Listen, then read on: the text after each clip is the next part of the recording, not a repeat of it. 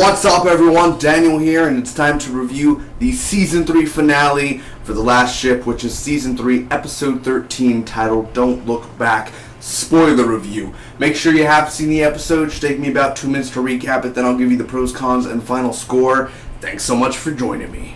Also, if you guys have not heard, remember about a month ago, The Last Ship was renewed for a Season 4, which is really awesome, so next year, more of The Last Ship. But TNT about last week or about a week ago has renewed it for a 5th season as well. So it will be back for summer 2017 and summer 2018. So in the beginning we see Tom and the crew in this shelter, and he's looking around, and the civilians are very stressed out. They're crying, seeing how America has fallen in the state of mind that they're in. I mean, they're literally broken, they're hungry, it's horrible. So he's making plans to take down the regional leaders, and these are the regional leaders: Shaw, Price, Wilson, and Croft.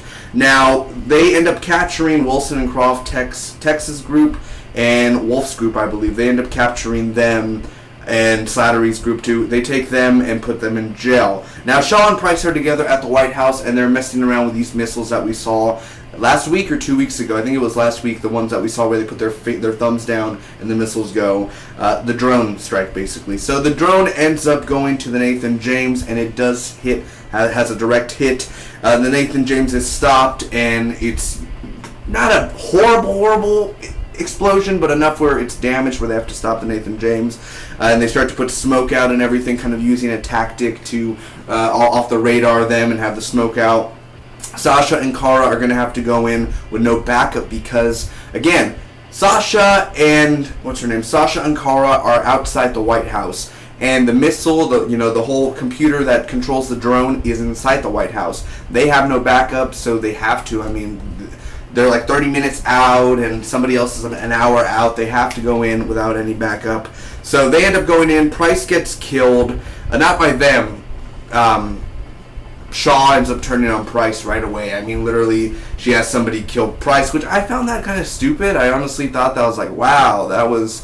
Why? I mean, what was your real explanation of killing her? I know she was annoying. I rather would have had both of them die, Shaw and if they could just kill the both of them. But I'm saying, why? Why would you...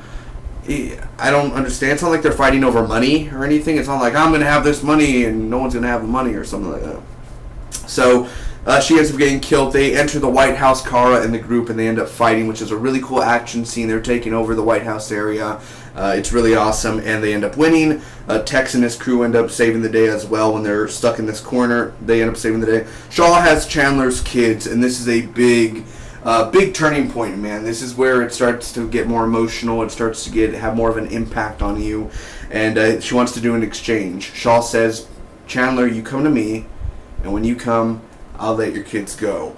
Well, they're on this jet, and Tex ends up sneaking in. He sneaks in through the back, and then we have the military guys pointed at our team, the Chandler's team and such, and Chandler's in the jet, and the kids have blood on them, and it's from their grandpa, Chandler's dad. So right then and there, Grandpa's dead, which we've seen him early, I believe. I don't know if we saw him in the beginning of Season 3. I know we saw him in Season 2 and Season 1. But his dad's dead. They killed him. So you could see right then and there Chandler's expression, and it's intense. You feel for it. I was dropping tears already at that moment. And Tex, they're already in the air. They're going to go in the air. They haven't flown off yet, but they're slowly rolling down. And Tex ends up shooting a bunch of the people inside there, a bunch of the guards. And turns out, once Shaw's the only person alive with Chandler, Tex is shot. Like, he just has a bullet in him. Tex ends up dying. Chandler kills Shaw. He ends up leaving the Nathan James at the end. He's going to go on his own way.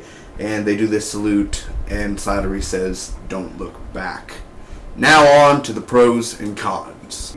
You know, for the most part, I thought the finale was great. But the one thing that ruined it for me, and it felt so forced, it felt so sloppy, it felt so lazy, is Tex dying.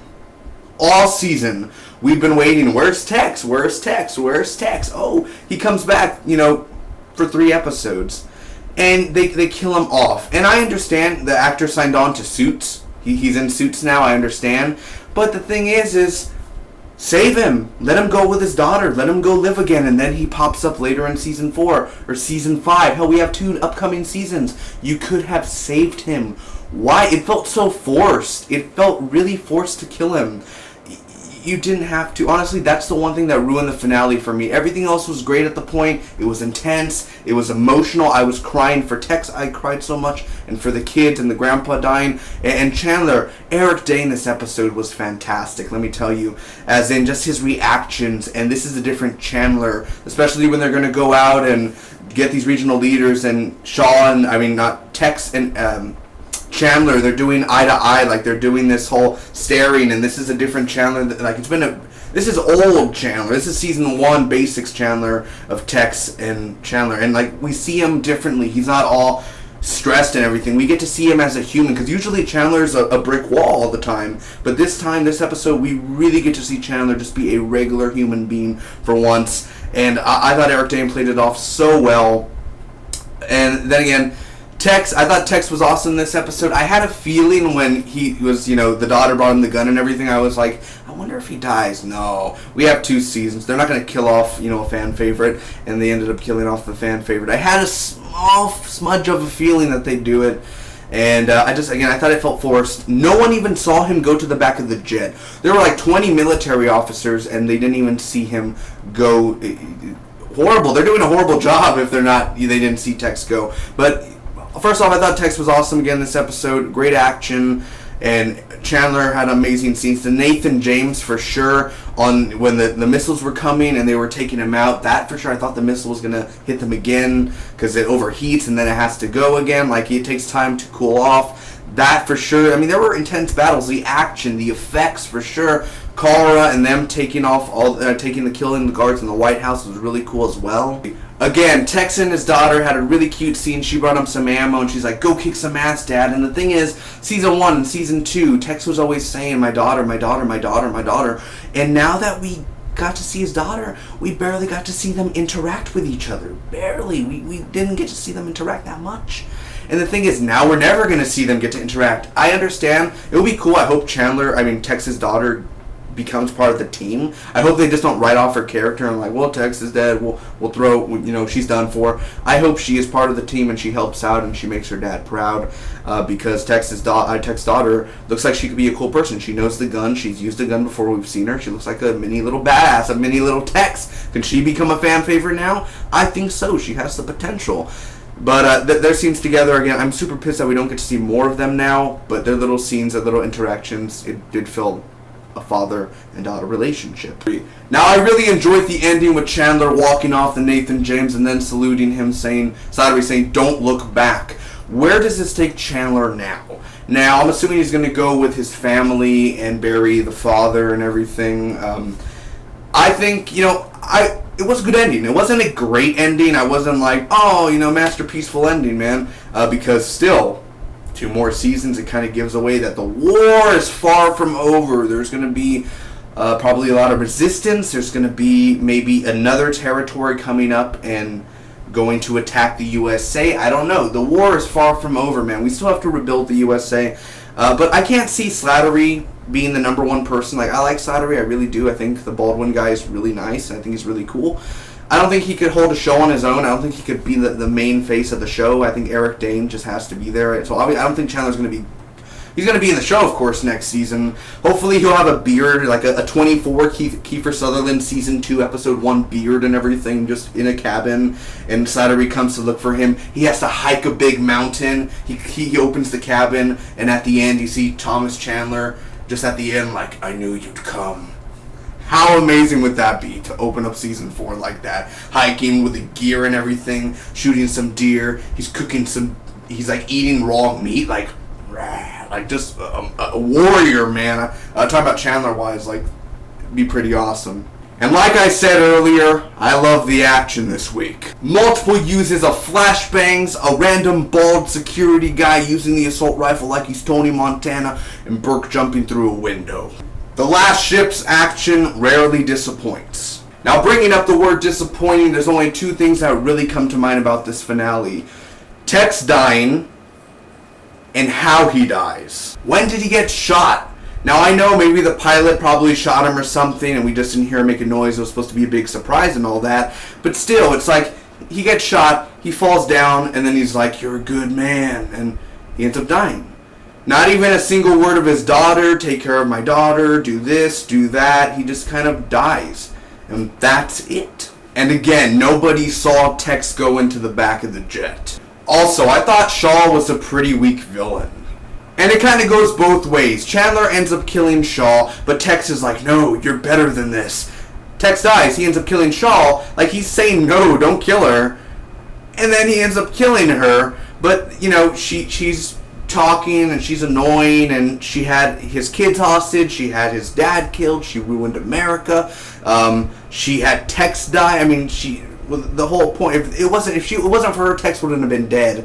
Now his daughter is an orphan, basically. So the whole thing is, it's kind of both ways. I'm like, I'm happy he killed Shaw, but then again, I'm like, no, Tex just told you not to do it, and you did it. No, that's not how you do it, man. Honestly, I rather would have seen her rot in jail, but then again, I was like, no, kill this girl, you know. It's both ways. It's 50-50. I'm not mad. There's really no mad outcome. I guess the only thing is, like Tex said, don't do it, you're better than this, and it proves that Chandler did that he's not stable, that he's not... It's just too much for him. He needs to take a long break. He's been at this for too long.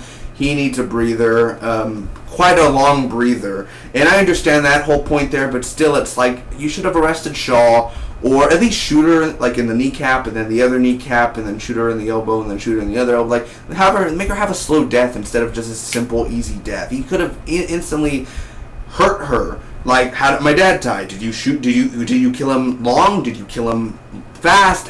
You didn't question that? You know, how did he go? Did he go fast? Did he go slow? If he went slow, you know, he should have shot her where Tex was shot. Something like that. Not just a simple boom and she's dead sort of thing. And then again, I just love how he sits down there and he's going to cry, and Slattery walks in and he sees just the reaction. Everyone's reaction was perfect.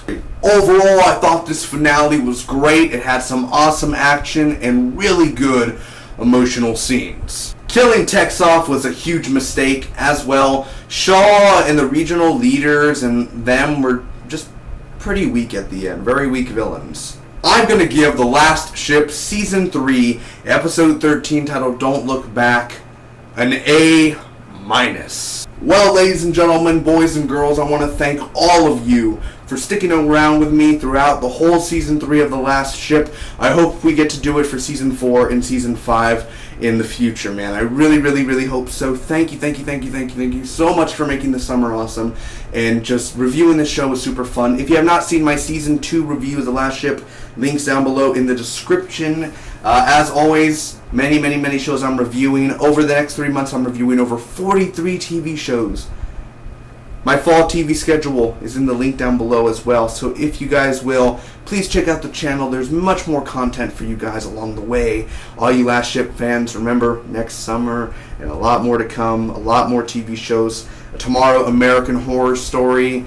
I mean, there's so much, so much. So please check out the channel as you exit. Hit the channel below my name and just go crazy, stir crazy, man. Just go everywhere and check it out, man. Thank you so much. Cast and crew of The Last Ship, congratulations again for the future. You guys put a really good season on. Wasn't a great season, but it was a really good season. Really good season.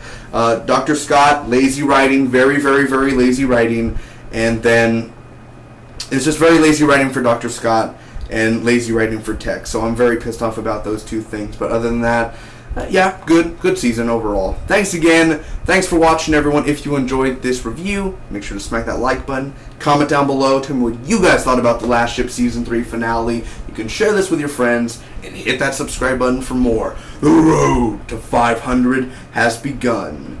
Join the Big D Nation. Hopefully by next year, I'll be saying the road to 1,000 has begun. Bye-bye.